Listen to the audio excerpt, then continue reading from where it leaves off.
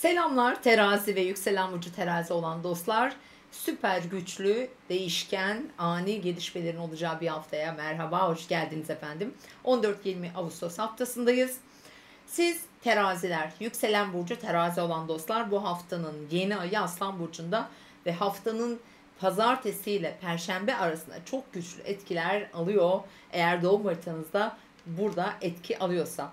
Evet, öncelikle onu da başlamak istedim çünkü çok önemli bir yeni ay yaşayacağız. 16 Ağustos Çarşamba günü ve sizin sosyal çevreniz, sosyal ilişkileriniz gündeminizde olacak ve sizin orada bir Aslan Burcu'nda Ay, Venüs gibi kişisel gezegenleriniz varsa ve 23 derecelere yakınsa bu bir 5 derece önce ve sonrası da olabilir.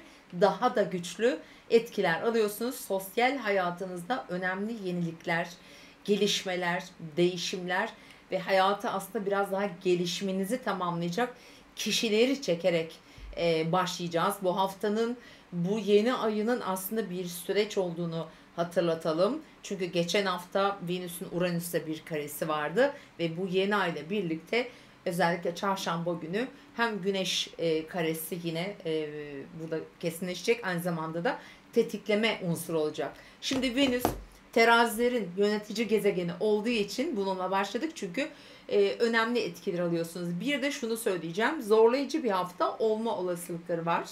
Çünkü Uranüsyen bir hafta, ani gelişen durumlar şaşırtıcı olabilir. Hayatımızda farklı yönlere gitmemizi sağlayabilir. Ancak sizin kendi kişisel doğum haritanızda mesela Venüs retro, çünkü şu anda Aslan Burcu'nda bir Venüs retronuz varsa çok daha farklı, hatta çok daha olumlu etkiler alma olasılığınızda olduğunu söyleyebilirim. Aynı zamanda bu yeni ay aslında sizi destekliyor. Diğer yandan hani haftanın geneline yayılacak bir enerji bu. Hepimiz için öyle olacak ve önümüzdeki 10-12 günde etkileri sürecek. Dediğim gibi sosyal ilişkileriniz, özel hayatınız, hatta aşk veya buna bağlı hani böyle gönülle ilgili konular, çocuklar, duygu halimiz daha da ön plana çıkacaktır. Bunları dediğim gibi eğer harita etki alıyorsa yaşarsınız. Ve haftanın genelinde yine güzel bir açımız daha var. Yine o da aynı günde kesinleşecek.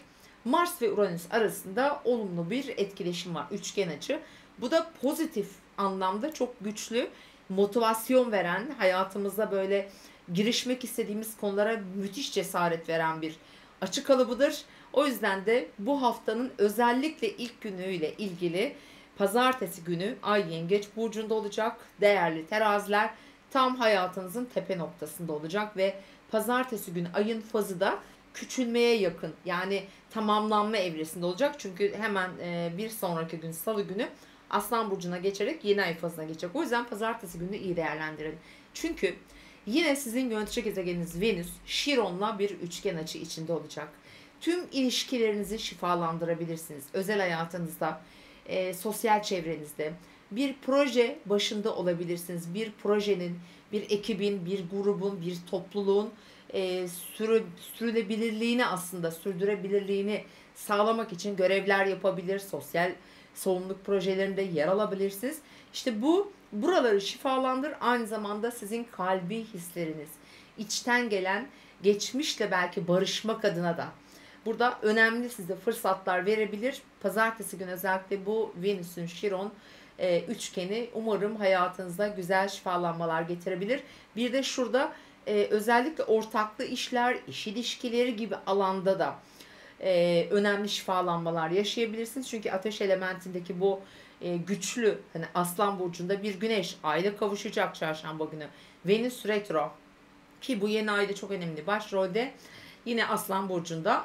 Dolayısıyla da burada ilişkilerinize olumlu şekilde yansıyacağını, ilişkilerinizi değiştirip dönüştürebileceğinizi işaret ediyor. Yani bu süreç, Venüs'ün retrosu 4 Eylül'e kadar sürecek. Ondan sonra yine hala Aslan Burcu'nda devam edecek ve bu bir sürece yayılan bir durum. Dolayısıyla bu hafta ilk günü çok önemli ama tabii ki yeni ayın süreci de özellikle Salı ve Perşembe arasında sürprizlere çok çok çok açık. Evet, diğer yandan hemen Çarşamba gecesinden sonra Perşembe günü Ay artık Başak Burcu'na geçiş yapacak.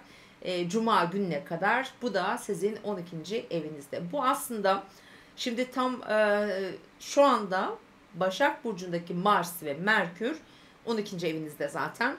Ve Perşembe ve Cuma günü burada kavuşumda olacaklar.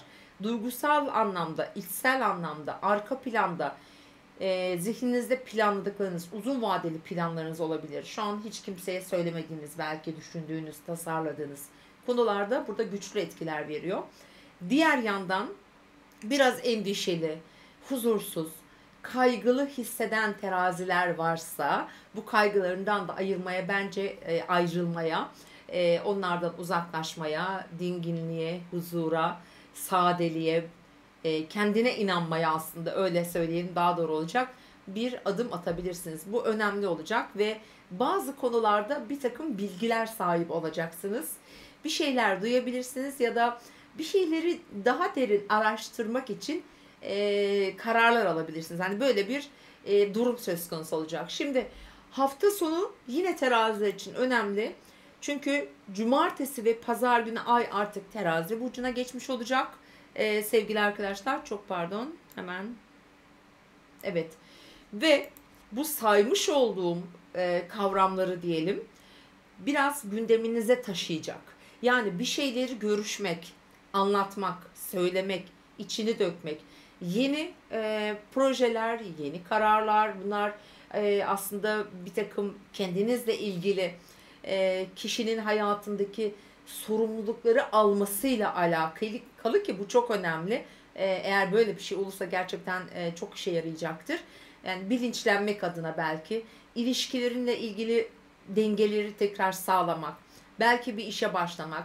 Yani kararlar almak için önemli bir hafta sonu olacak ki özellikle cumartesi günü ayın güneşle, düğümlerle özellikle çok güzel açıları var. Hemen şurada bir kesinlik kazandırmak istiyorum. Tekrar haritamıza bakalım. Evet, güneşin özellikle düğümlerle güzel etkileşimleri var. Aynı zamanda Plüto'yla da var sabah saatlerinde, çok güçlü bir cumartesi. Ve bu değişim ve dönüşümleri aslında kendinizde içsel olarak başlatabilirsiniz. Değerli teraziler, evet, biraz geçmiştesiniz, nostalji yaşıyorsunuz. Tüm teraziler, önceden gittiği yerleri ziyaret edebilirsiniz. Eski dostlar, arkadaşlar, ekipler, önceden beraber çalıştığınız insanların da hayatınızda çok önemli bir rolü olabilir. Bunu sakın ihmal etmeyin. Önümüzdeki süreçte belki de yeni projeleri konuşmak, bunlar için fırsatlar yaratmak için güzel bir hafta olacak. Evet, izlediğiniz için teşekkür ediyorum. Güzel, sağlıklı bir hafta diliyorum ve niyet etmeyi lütfen unutmayın. Sizin için önemli olacak.